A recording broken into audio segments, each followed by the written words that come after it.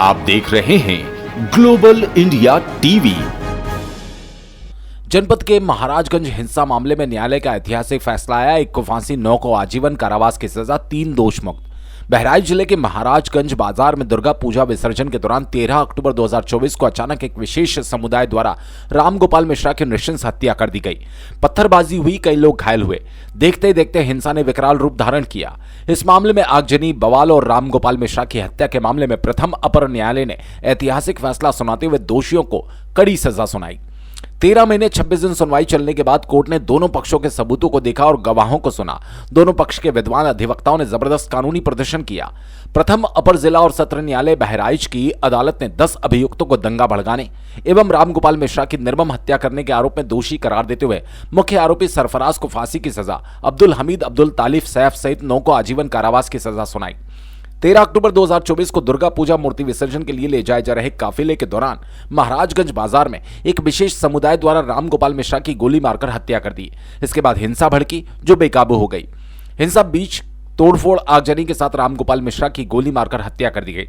इस घटना के बाद से पुलिस मुठभेड़ में मुख्य आरोपी सरफराज सहित 13 आरोपियों को गिरफ्तार करके जेल भेजा गया और एनएसए के तहत कार्रवाई की गई। तकरीबन 13 माह तक चली सुनवाई ट्रायल के बाद आखिरकार राम गोपाल मिश्रा के परिजनों एवं हिंसा से प्रभावित पीड़ितों को न्याय मिला। अपर सत्र न्यायाधीश प्रथम ने इस मामले में अब्दुल हमीद, सरफराज, मोहम्मद तालिब, फहीम, जिशान, मोहम्मद सैफ, जावेद, शोएब खान, ननकऊ और मारूफ अली सहित 10 अभियुक्तों को दोषी करार देते हुए सरफराज को फांसी और अन्य 9 को आजीवन कारावास की सजा के साथ 1-1 लाख रुपए का अर्थदंड की सजा सुनाई। महाराजगंज में हुई राम गोपाल मिश्रा की हत्या के बाद उत्तर प्रदेश के मुख्यमंत्री योगी आदित्यनाथ ने इस मामले में कठोर कार्रवाई का निर्देश भी दिया था। घटना के बाद तत्कालीन डीएम मोनिका रानी तथा एसपी बिंद्रा शुक्ला महीनों तक जान को जोखिम में डालकर मोर्चे पर डटी रहीं।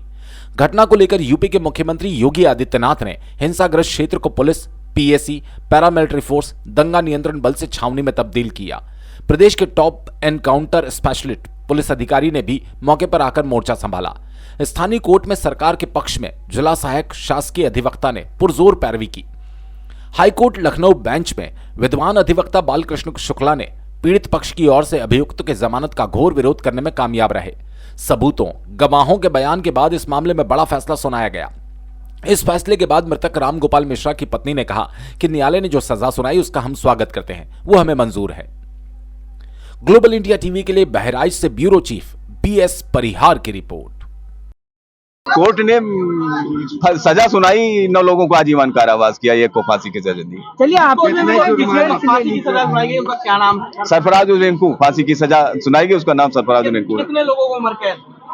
9 लोगों को उम्र कैद है और 1 लोग सरफराज को फांसी की सजा सुनाई गई। कितना जुर्माना लगा? प्रत्येक को 1 लाख का जुर्माना लगा। 1 लाख रुपए जुर्माना और सेक्शन में 20,000, 30,000 और अन्य सेक्शनों में जुर्माने हुए हैं। 30,000, 40,000 भी और अन्य सेक्शन में जुर्माने हुए हैं। किस तरह से धन्यवाद ज्ञापित करेंगे कोर्ट का धन्यवाद, बहुत कोर्ट का धन्यवाद क्या, जो उसमें में निर्णय हुआ, न्याय हुआ। कारावास की सजा दी गई है और 1 को फांसी की सजा दी गई है और 3 लोगों को संदेह का लाभ देते हुए उन्हें दोष मुक्त किया गया है। क्या कहा गया, किस कारण दी गई है? क्योंकि उनके खिलाफ कोई भी एविडेंस नहीं था और ना ही वो लोग नामजद थे, इस कारण से उनको संदेह का लाभ देते हुए उन्हें जो है दोष मुक्त किया गया है। रोली मिश्रा, मैं उनकी पत्नी हूँ, राम गोपाल मिश्रा की। पूरी तरह से है। 1 को फांसी हुई है, जो उसमें मेन था, हमारे पति को जिसने मारा है उसको फांसी हुई है। हम बहुत खुश हैं। क्या कोर्ट ने फैसला सुनाया है, 1 को फांसी दी गई है, 9 लोगों को कारावास दिया गया है। 13 महीने से हम एक दिन एक पल गिन रहे हैं, न्याय की गुहार लगा रहे थे। योगी बाबा ने हमारी बहुत सुनी है, बहुत मदद की है। जहाँ कहीं भी होगी देख रहे हैं, उनको भी बहुत सुकून मिला होगा।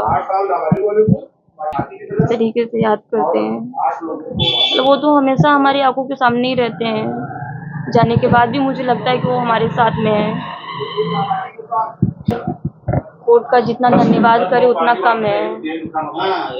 बहुत अच्छा फैसला लिया, हम बहुत खुश हैं। जितना भी उनका धन्यवाद करे बहुत हमारे लिए मतलब कम ही है। जितना भी धन्यवाद उनका करे बहुत कम है। शब्द नहीं है जो उनको हम धन्यवाद करें।